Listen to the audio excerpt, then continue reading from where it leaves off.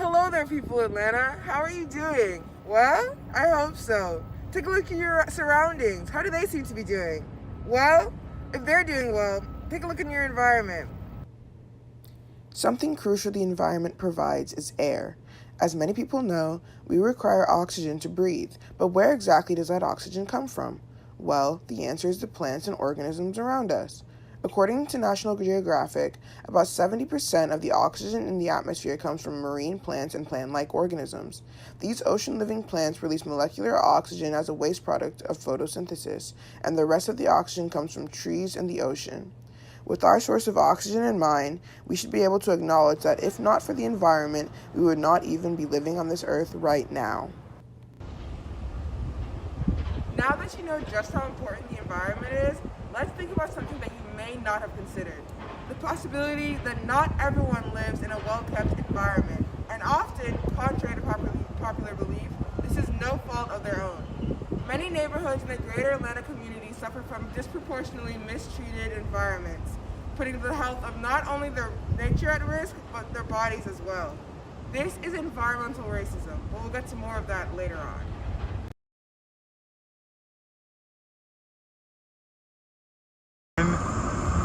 For now, take note of the fact that there is heavy environmental racism against minority communities in Atlanta. But don't fret, there are steps that we can take to end this injustice. But before we discuss our plans for the future, we must first talk about our past, about how environmental racism is in no way a new concept, about how it is an intentional subjugation of minority groups to an ill-fitted environment by the oppressive majority, and about how environmental racism first became apparent in Atlanta. Atlanta began its growth into the bustling community that we know today in the early 19th century. At the time, the state was experiencing an innovation boom in the transportation department, with the most notable being the installment of railroads. When the construction of these railroads reached the area that would be known as Atlanta, the people found plenty of resources such as gold, giving them the idea that the area was a railroad, resource, and transportation hub. The only problem was that there were already natives in that area. Therefore, the state of Georgia extended their authority over that area and within 2 years rid the Cherokees of that territory into the Trail of Tears, giving them complete control over the space that would be known as Atlanta. Now let's move forward to the mid-19th century. During this period, the population mainly consisted of free white people and enslaved black people, with only a small portion of black people being allowed to live freely. The Civil War caused Atlanta to become a home front, a major producer of war materials, and an important regional transportation and distribution center. Many existing industries in the city were soon converted to wartime production, and newly established factories provided much-needed Confederate munitions and supplies. Fortunately, all of this came crashing down in 1864 when Union General William T. Sherman and his Atlanta campaign, capturing Atlanta for the Union, whose aim was to abolish slavery.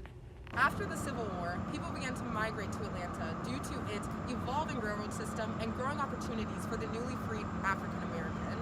By 1865, the most important railroad lines in Atlanta were restored, and the city began to look a little more like the one we love and know today. The population began to diversify, the infrastructure was advancing, and it became such an important business hub that it was named the capital of Georgia in 1865.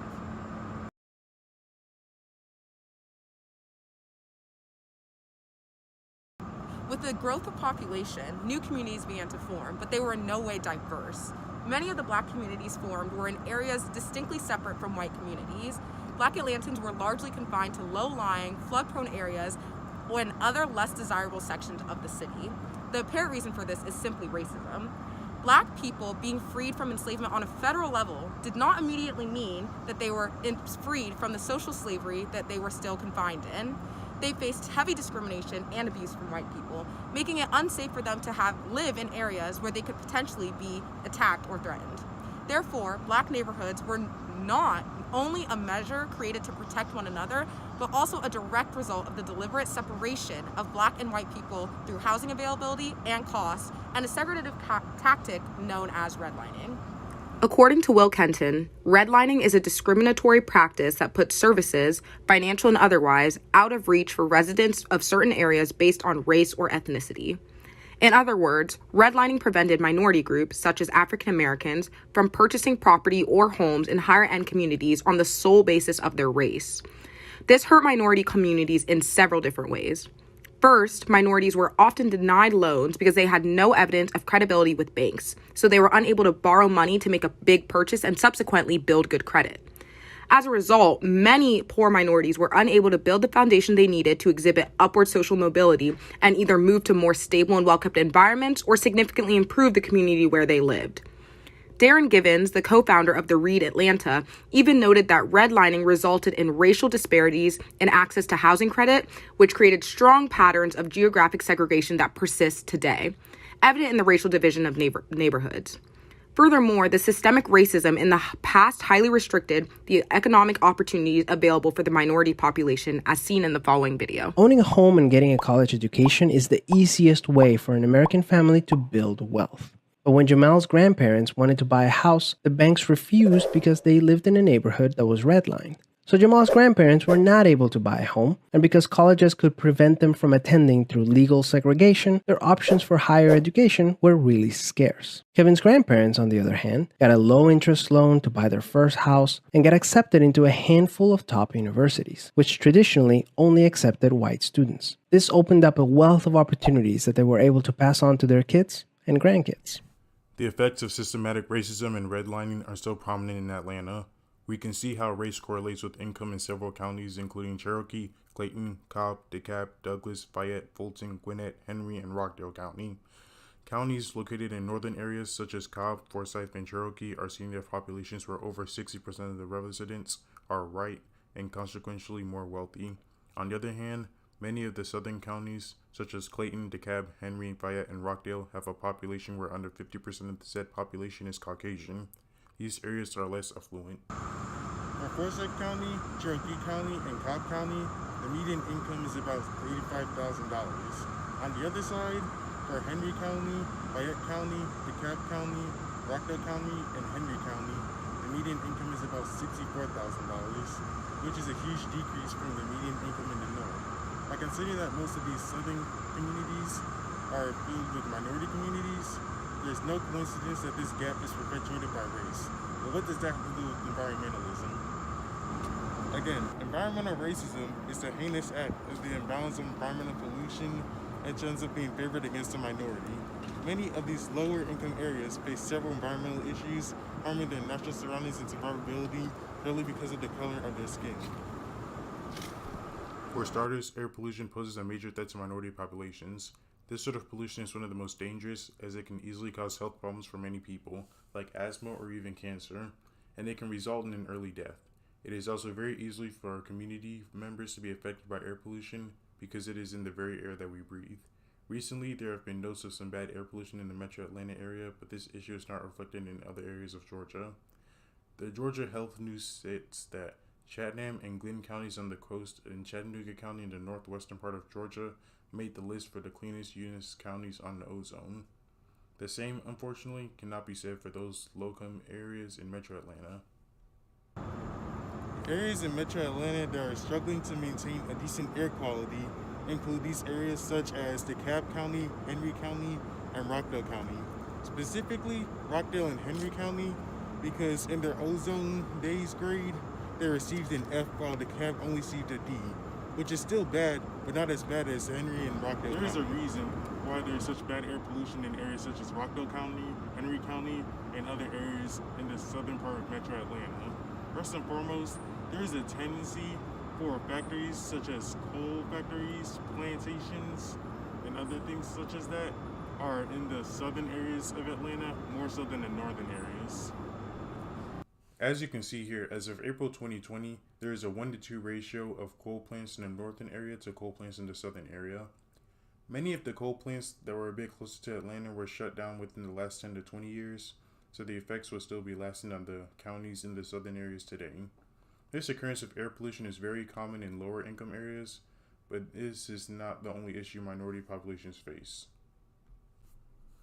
DeKalb County has had issues with water contamination for many years now.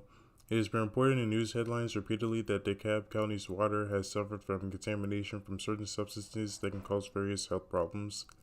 Some of these substances include bromochloromethane, chromium, dichloric acid, and nitrite.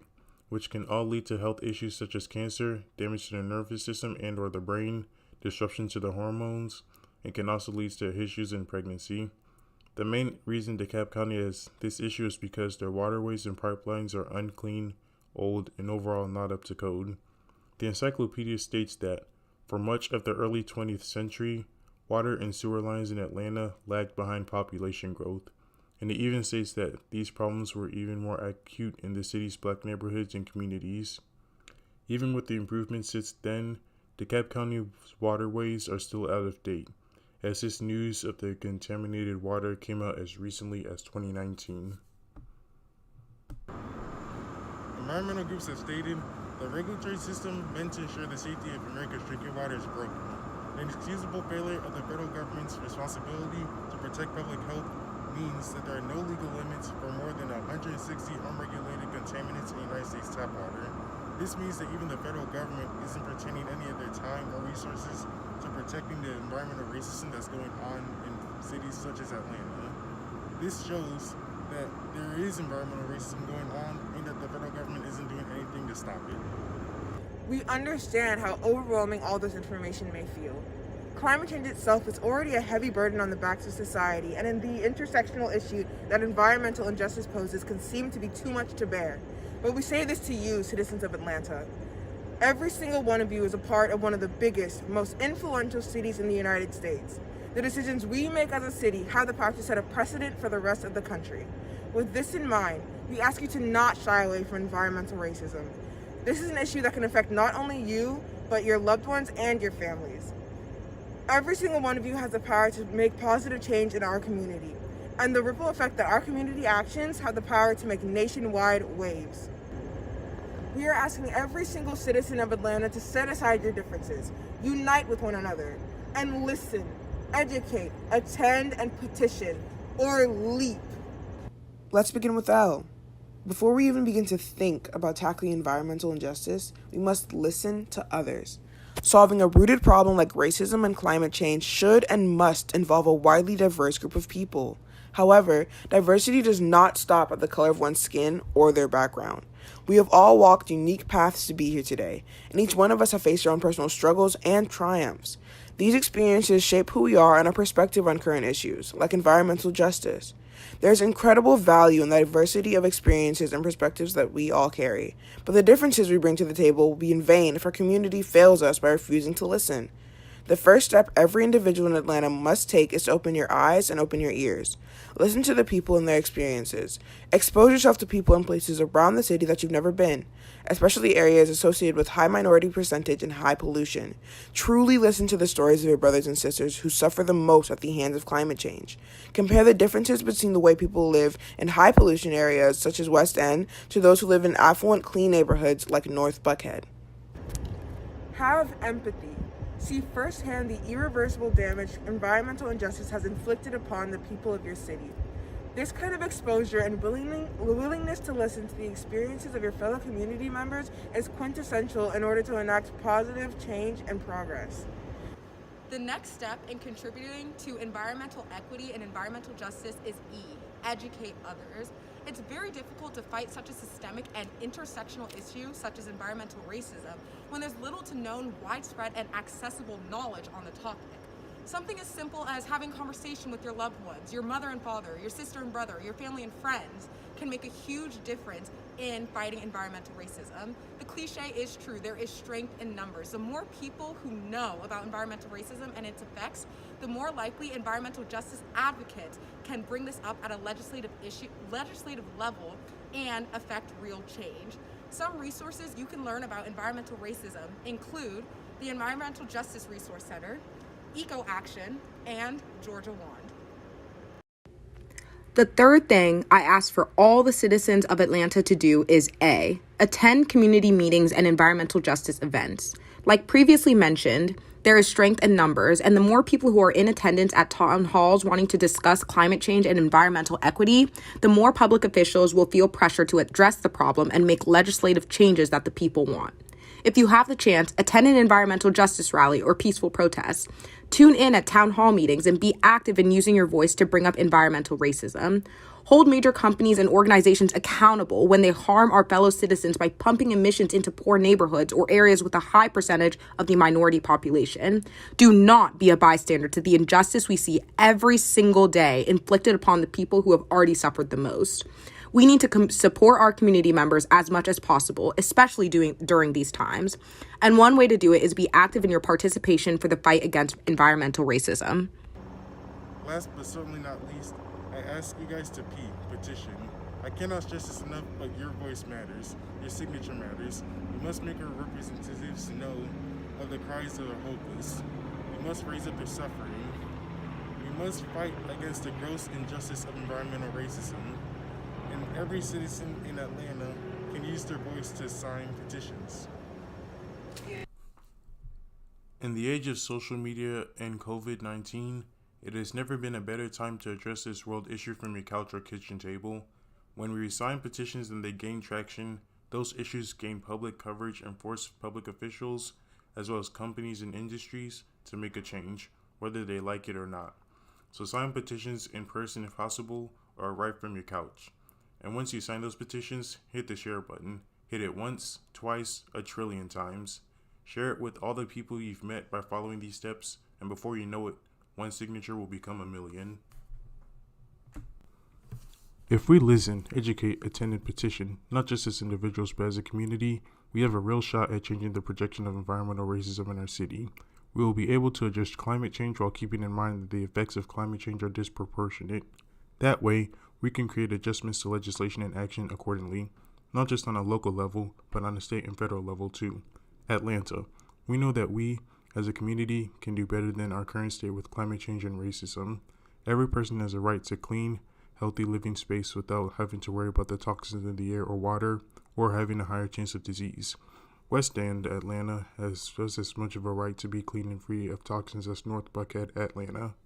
There is no excuse as why one person or group in our community should suffer more than another person in our group solely because of the color of their skin, their religion, or their ethnic background. We must support each other in this fight for environmental quality, and most importantly, set an example for the rest of the nation and even the rest of the world. If we can pull this off, the entire nation will follow suit. Do this for your family and friends. Do this for the people who can't do it for themselves. And do this for Atlanta.